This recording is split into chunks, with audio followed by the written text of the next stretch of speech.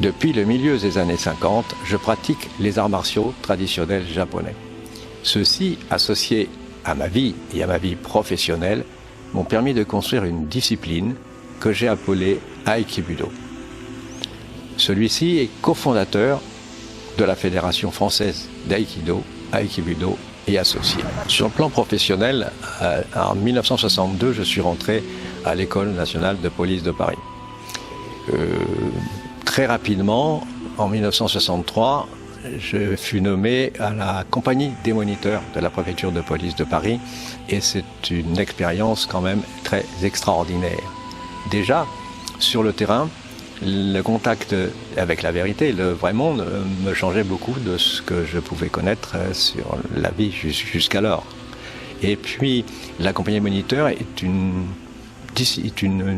équipe particulière, très particulière, qui a charge bien évidemment de la fondation, de la formation physique des fonctionnaires de police qui intègrent l'école, mais aussi c'est la première compagnie d'intervention. C'est elle qui intervient sur tous les cas qui ne peuvent pas être réglés par des fonctionnaires de police sur le terrain en temps normal.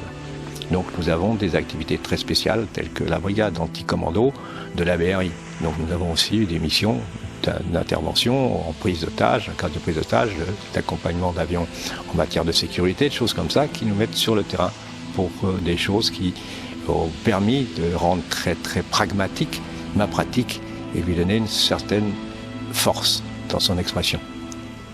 Aujourd'hui, la vie de notre art est assurée par les cadres qui l'entourent et nous avons d'abord le Conseil des Kodansha, où ce sont vraiment les anciens, ceux qui sont toujours présents parmi nous, grâce à Dieu, mais présents, et puis les jeunes cadres qui viennent et qui suivent derrière, qui eux font partie de cette commission technique qui permet de contrôler l'Aikibudo, de le développer sur l'ensemble du territoire.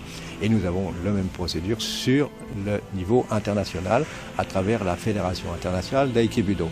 Ainsi, nous avons une vie qui s'ouvre sur le futur et il est très important d'y faire attention et d'assumer notre responsabilité vis-à-vis des plus jeunes.